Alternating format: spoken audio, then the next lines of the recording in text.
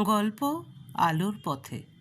আজ দুপুরে অঙ্কিতাকে পাত্রের বাড়ির লোকজন দেখে গিয়েছিল, আর তার একদিন পরেই পাত্রের বাড়ি থেকে ফোন চলে এলো।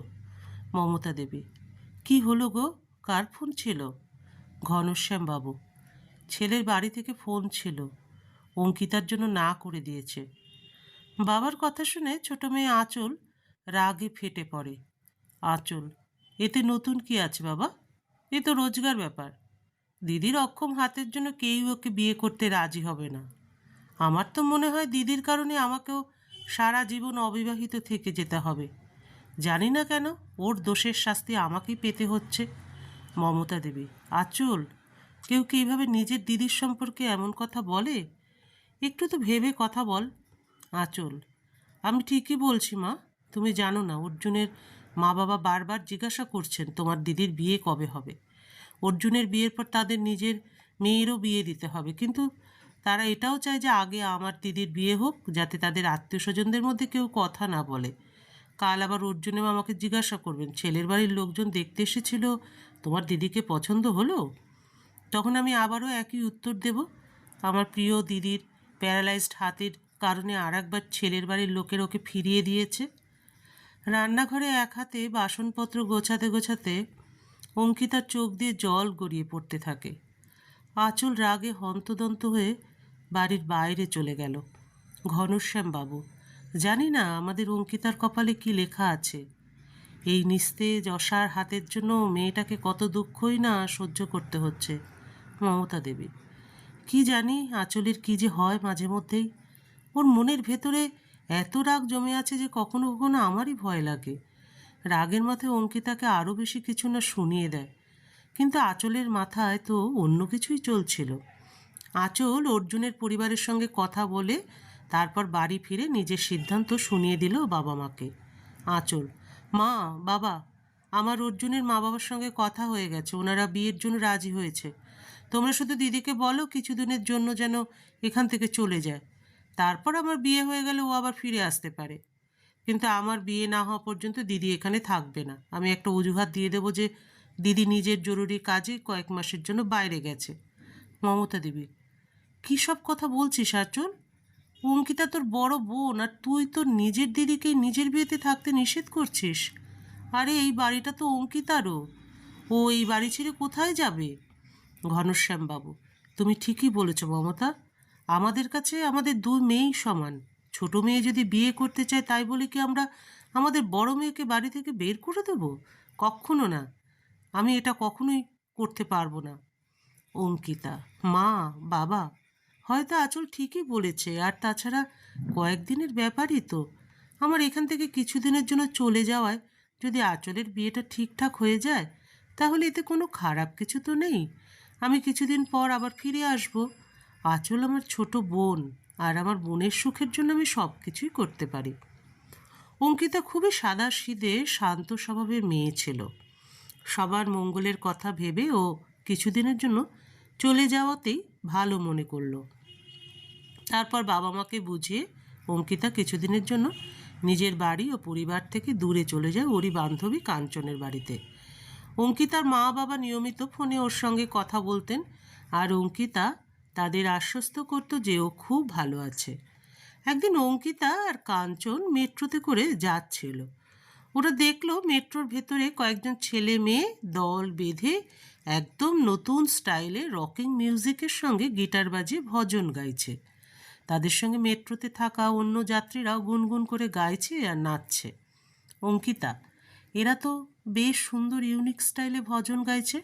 কাঞ্চন: তুই জানিস না আজকাল এই ধরনের ভক্তিমূলক সঙ্গীত খুব জনপ্রিয়, বিশেষ করে আজকের যুব সমাজের মধ্যে এই ধরনের ভক্তিমূলক সঙ্গীত ভজন ক্লাবিং নামে পরিচিত।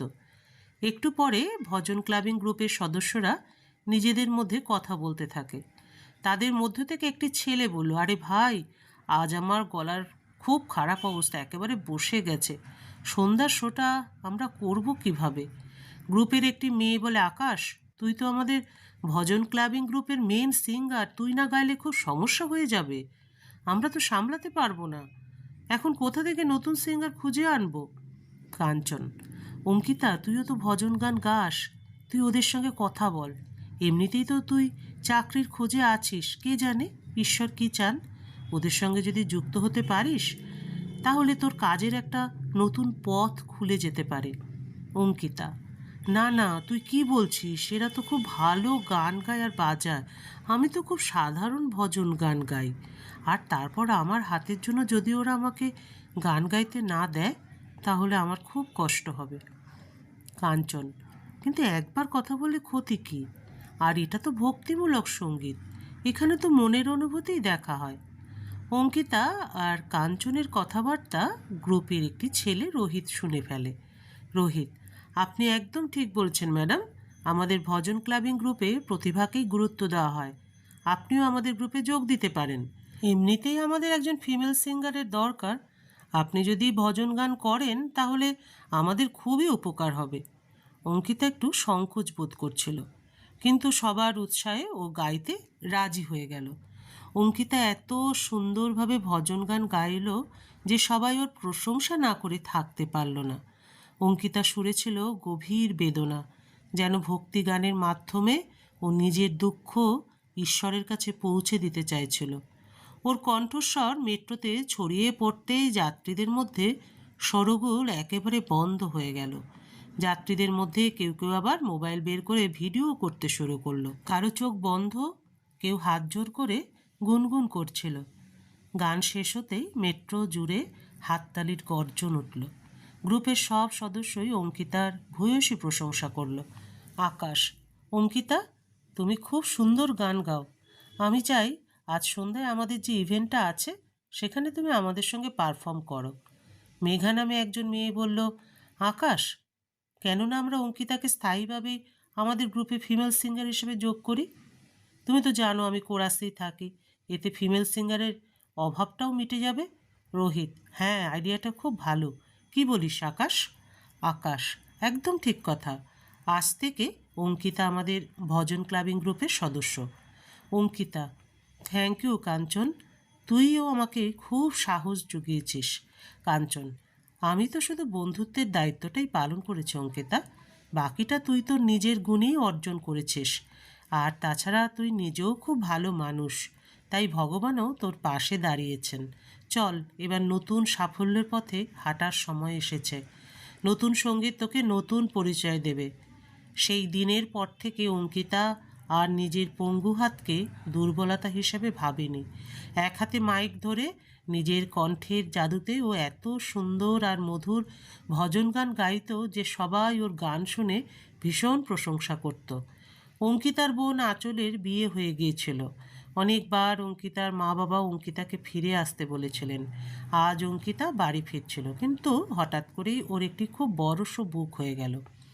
আকাশ ফোন করে বলল, অঙ্কিতা, আজ একটা হোটেল লাউঞ্জ এরিয়াতে খুব বড় একটা ইভেন্ট আছে।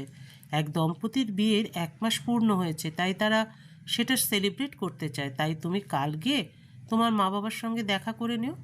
অঙ্কিতা: হ্যাঁ হ্যাঁ, কোনো সমস্যা নেই, এটাও তো জরুরি, আমি মা বাবাকে বলে দেব। অঙ্কিতা জানতই না যে আজ যে লাউঞ্জ এরিয়াতে ও শো করতে যাচ্ছে সেই পার্টিটা কোনো অচেনা মানুষের নয়, বরং ওর আপন বোন আঁচল আর অর্জুনেরই আয়োজন। এই পার্টিতে আঁচলের শ্বশুরবাড়ির লোকজনের সঙ্গে ওর মা বাবা উপস্থিত ছিলেন। ঘনশ্যামবাবু আর মমতা দেবী বড় মেয়ের এই নতুন রূপ দেখে ভীষণ খুশি হলেন আর প্রাণ ভরে আশীর্বাদ করলেন। সবাই জেনে গিয়েছিল অঙ্কিতাকে, তবে অঙ্কিতা পরিস্থিতিটা সামলে নিল।